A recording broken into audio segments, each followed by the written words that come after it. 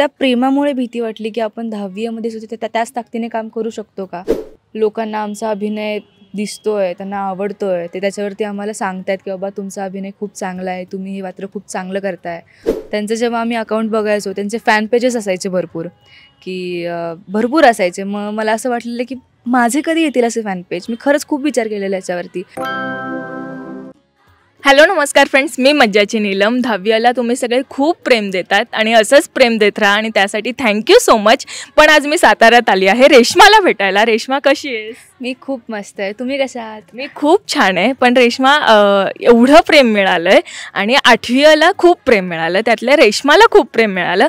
पण आता 10वीमध्ये पुन्हा एकदा रेश्मा साकारताना कुठेतरी भीती वाटत होती की तेच प्रेम मिळेल नाही मिळणार. हां, भीती म्हणजे होती कारण की 8वीला खूप प्रेम मिळालं. 8वीची रेश्मा खूप गाजली आणि खरं तर त्या प्रेमामुळे भीती वाटली की आपण 10वीमध्ये सुद्धा त्याच ताकदीने काम करू शकतो का. कारण आपल्यावरती ती जबाबदारी आहे त्या लोकांपर्यंत खूप चांगल्या गोष्टी पोहोचवायची. पण कदाचित ते आपण केली, कारण म्हणून आपला पहिलाच भाग 1 मिलियनपर्यंत गेला लवकरच. त्याच्यामुळे ती भीती पण आता हळूहळू कमी होती की हां, आपण करतोय पुन्हा चांगलं काम. पण आता 10वीमुळे आयुष्याला कुठेतरी टर्निंग पॉईंट आला आहे असं वाटतंय? हो, म्हणजे ॲक्च्युली 8वीमुळेच खूप मोठा टर्निंग पॉईंट आला. त्यानंतर आता 10वी. 8वीमध्येच एकतर हाईपला गेलेलो आम्ही सगळे आणि आत्तासुद्धा 10वी खूप हाईपला गेली आहे. लोकांना आमचा अभिनय दिसतोय, त्यांना आवडतोय, ते त्याच्यावरती आम्हाला सांगतायत की बाबा तुमचा अभिनय खूप चांगला आहे, तुम्ही हे पात्र खूप चांगलं करताय. म्हणजे आम्ही जे पात्र करतोय त्याला कुठेतरी आम्ही न्याय देऊ शकतोय, हे ऐकून खूप भारी वाटतंय. वा, पण आता रेश्मा पहिल्यापासूनच म्हणजे आधीपासून खूप सोशल मीडियावर ॲक्टिव्ह होती. फोटोशूट करायची, व्हिडिओज करायचीस, रील्स करायचीस. पण आता रेश्माचे फॅन पेजेस बनलेत. किती आनंद होतो जेव्हा आपल्या स्वतःचे फॅन पेजेस असतात तयार. ॲक्च्युली मॅम, मला तुम्ही हा प्रश्न विचारावा हे मला खरंच वाटलेलं.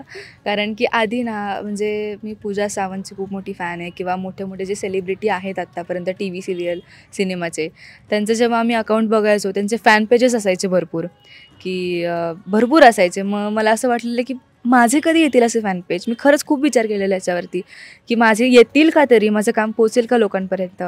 पण जशी 8वी झाली, जसे फॅन पेजेस पडायला लागले, रेश्माचा दिवाना, रेश्मा लवर्स किंवा अभ्या रेश्मा वगैरे वगैरे, तेव्हा असं वाटलं की कुठेतरी स्वप्न जगते आहे मी.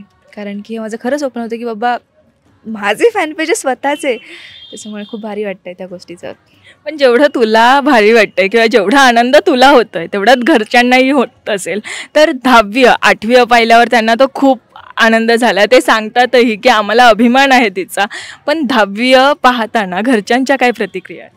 10वी पाहताना पप्पांची प्रतिक्रिया अशी आहे की सई, तू खूप चांगलं काम 8वीमध्ये केलेलं आहेस, 10वीमध्ये सुद्धा तू करतेस, असंच करत राहा. आणि त्यांना खूप चांगलं वाटतं आहे की मी अभिनय शिकली आहे नितीन सरांकडून आणि करते आहे माझा अभिनय चांगला. त्याच्यामुळे ते खूप खुश आहेत, घरातले सगळेच खूप खुश आहेत. वा, पण आता मला सांग की रेश्मा तुझ्यासाठी किती जवळची झाली आता? रेश्मा खूप जवळची झाली आहे, कारण की रेश्मासारखीच कुठेतरी संयोगितासुद्धा आहे. म्हणून मला रेश्मा आपलीशी वाटते. असं वाटतंय की रेश्माचं कॅरेक्टर मी स्वतः जगते आहे, म्हणून रेश्मा मला माझीच वाटते. हो, पण रेश्मा सोडून जर मी विचारलं की 10वीमध्ये आणि 8वीमध्ये कोणती भूमिका साकारायची असती तर ती रेश्मासाठी कोणती असती, म्हणजे सईसाठी कोणती असते? मेल फिमेल दोन्ही झाले ना. ॲक्च्युली मला कॉमेडी कॅरेक्टर जास्त आवडत नाही, पण मला मधुकर साकारायला खूप आवडेल. कारण की मला माहिती आहे माझं इमोशनल खूप चांगलं आहे, पण मला कॉमेडीसुद्धा करायचे आहेत पात्र. त्याच्यामुळे मला मधुकरचे कॅरेक्टर करायला खूप आवडेल. वा, पण 10वीचं दणक्यात स्वागत नवीन वर्षात झालं आहे. आणि आता तुला जर मी विचारलं की रेश्माचं म्हणजे स्वप्न कोणतं जर असं दणक्यात पूर्ण करायचं असेल तर ते सईचं कोणतं स्वप्न आहे? माझं सगळ्यात दणकट स्वप्न म्हणजे मला माझ्या पप्पांचे स्वप्न पूर्ण करायचे आहेत आणि ती कुठेतरी मी करते आहे 8वी 10वीमुळे. सो तेवढंच आहे की पप्पांचे मला सगळी स्वप्न पूर्ण करायचे आहेत. 10वीवरचं प्रेक्षकांचं प्रेम खूप आहे, तुमचंही त्याच्यावर प्रेम आहे, तुम्ही इतकी मेहनत करत असता. सेटवर एकंदरीत कसं वातावरण असतं? सेटवरती मला घरच वाटतं हे दुसरं म्हणजे ॲक्च्युली कोरीपाडी प्रोडक्शन तारळे. इथे सगळे आपले वाटतात, सगळे कोणीच सर नाही, कोणीच मॅडम नाही, सगळे आपले समजून घेतात. नितीन सर ओरडले तरी ते वडिलांसारखे वाटतात, ऋतुदीदीने काही गोष्टी समजून सांगितल्या तरी ती बहिणीसारखी सांगते, ना की कुठली मॅडम वगैरे. सो मला इथले सगळेच आपले वाटतात. येस, असंच छान आणि तुमच्या सगळ्यांचा बॉन्ड तर आम्ही बघतोच आहे.